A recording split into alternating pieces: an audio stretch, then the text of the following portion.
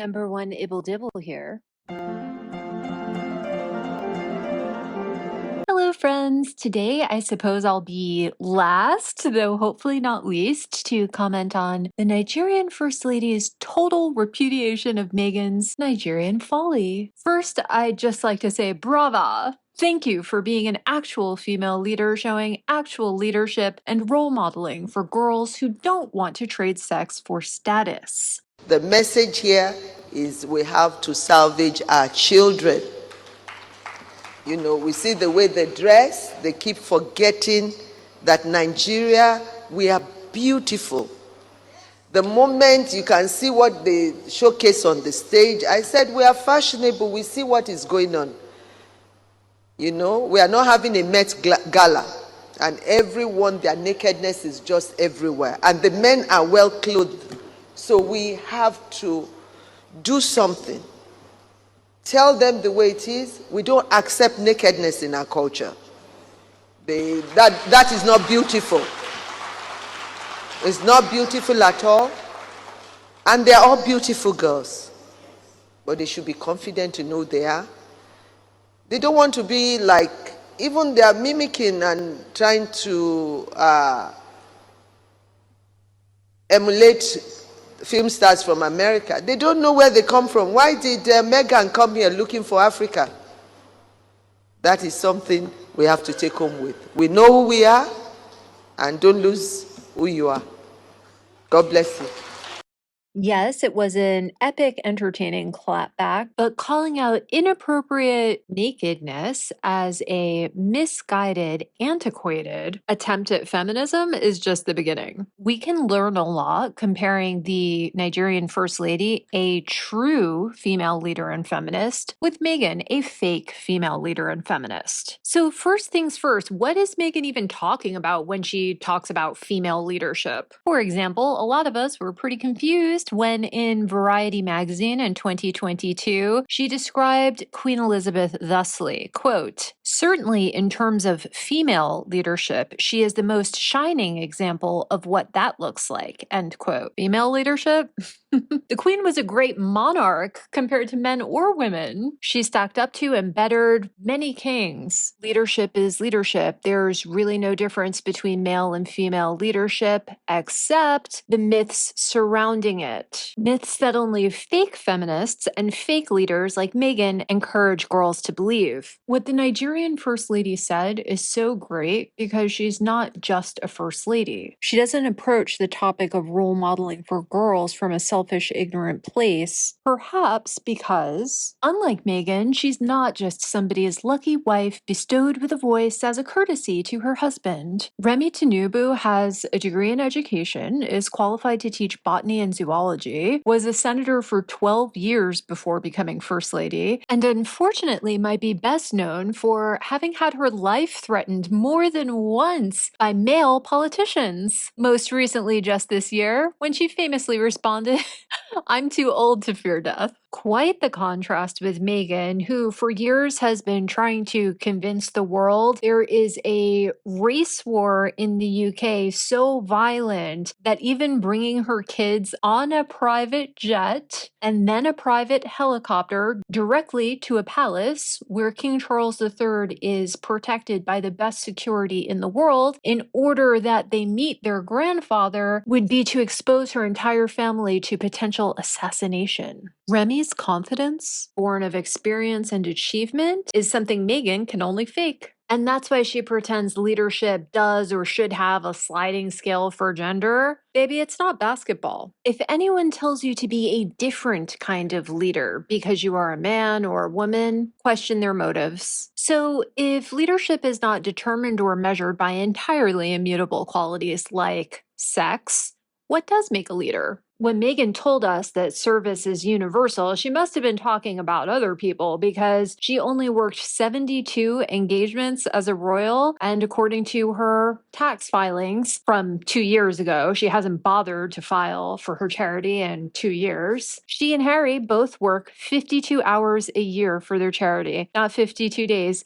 52 hours, 1 hour a week each. Mrs. Tinubu took care of business as a senator, like reorganizing the Postal Service and calling for the creation of a state police force to prevent the mass kidnappings that have become all too commonplace in rebel border zones. But she is best known for assembling state-funded agricultural grants and training for female farmers, and her Good Boys and Girls Empowerment Scheme, which trains promising young people in various skills and gives them startup kits, $1,000 grants, and mentorship to get going, and currently has over 1,100 recipients. Though she herself is a devout Christian, she is working with the youth wing of the Christian Association of Nigeria to put together a calendar of regular breakfast prayer meetings for Christian and Muslim youth to get to know each other and find common ground. Meghan couldn't even follow through on 40 by 40. Remy starts up and supports causes with an eye to lasting, long-term positive impact and nurtures them over years. Whatever legacy she leaves will just be a byproduct of that effort. Meghan makes the minimum donation permitted that will get her a photo op to every cause du jour in her pursuit of validation, admiration, and fame. Whatever charity she does or benefits it may have are just an incidental byproduct of no importance to her. Of course, a woman who was fairly elected and served as a senator for 12 years can bluntly tell Meghan a thing or two about service and leadership. Which brings me to my next point. Fake feminists try to tone police real feminists. Meghan's little flying monkey sugar fans try my patience with these fake feminist talking points every day. I swat away a lot of stupid and humorless on this channel, but one of the strategies to shut me up I've always found most annoying is this one, because I think a lot of women, especially young women, buy into this idea that we're supposed to hold other women less accountable than we hold men, either to adhere to the morally superior female stereotype or to try to buy ourselves some slack from half the population at a wholesale price in advance in preparation for our own inevitable eventual personal fuck-ups. A corollary to this idea is the belief that as women, if we're absolutely forced to criticize anybody, but especially another woman, we must self-police the manner in which we do it, privately rather than publicly, gently rather than harshly, maximizing the positives and minimizing the negatives, teaching, not disciplining, forgiving, not forgetting. For any girls or young women listening to this trying to figure out how empowered they should be, there's no doormat prize at the company Christmas party. And for those women who have already decided their best shot at a happy life is playing nice to snag a good man, like Meghan, willing to accept every day of your life that the people around you don't know, like, or love the real you, that's fine, but don't drag the rest of us into it. The idea that women should be held to different standards of accountability than men, and that women's motives for demanding accountability, specifically from other women, are necessarily different from men's motives, more petty, jealous, and frivolous, for example, and that demands for accountability must be expressed differently depending on the sexes of the whistleblower and offender, and the further requirement that women themselves be the perpetrators of this discrimination is a dangerous and damaging gendered belief. This is not feminism. It doesn't advance the cause of ensuring equal opportunities for women in society. Further, for those of you solely concerned with your own image rather than the collective good of womankind, making statements like this belies low educational or professional attainment at best, a desire to manipulate and control at worst. In the words of Soho House Toronto's most famous biracial member, suffering ongoing identity crises,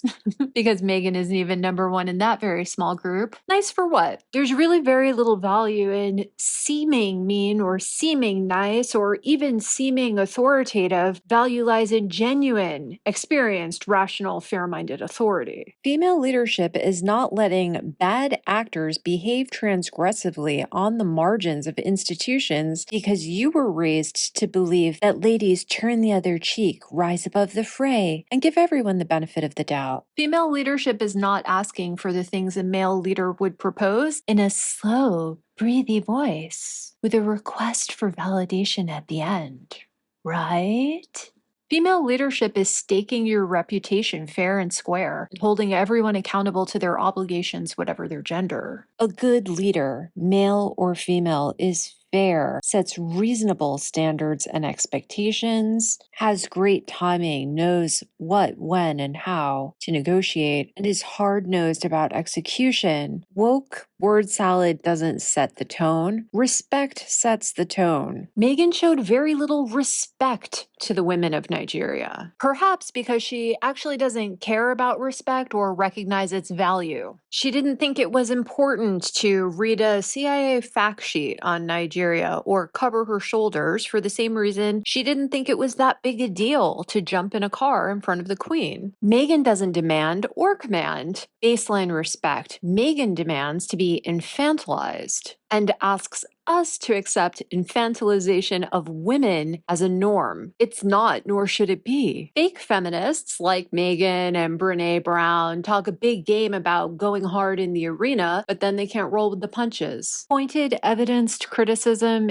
is constructive. If you can't comprehend or accept that, that's your failing. Surgeons in hospitals, litigators in courtrooms, trustees in boardrooms, deans at universities, and the like do not adhere to sixth grade girl code nonsense. The notion that many women above the age of 21 tear down other women for fun because they're jealous is asinine and generally understood as such. Have you ever noticed how Meghan goes on and on about being our authentic selves, but she's completely fake inside and out? Have you ever noticed how Meghan pays lip service to the necessity of women being able to use their voice? But when we use those voices to criticize her, we're racist, jealous, bullies, endangering her babies by provoking people on social media? Have you ever noticed how when it comes to her, we're supposed to not say anything or say what we have to say really nicely because you never really know what someone has going on the inside? But when it comes time for her to hold other women accountable, for example, the ones who worked for her at the palace, it's not her job to coddle people. Meghan has weaponized her gender. And these double standards are hallmarks of narcissistic abuse. And all of her flying monkey sugar supporters should be ashamed of themselves. You think it's okay to write all kinds of shit in my comments? Are you commenting on a Rise News under the First Lady of Nigeria's speech? What kind of women are allowed to have a voice, in your opinion? Only famous ones? Only publicly well-married ones? Only women of a certain color, class, ethnicity, nationality,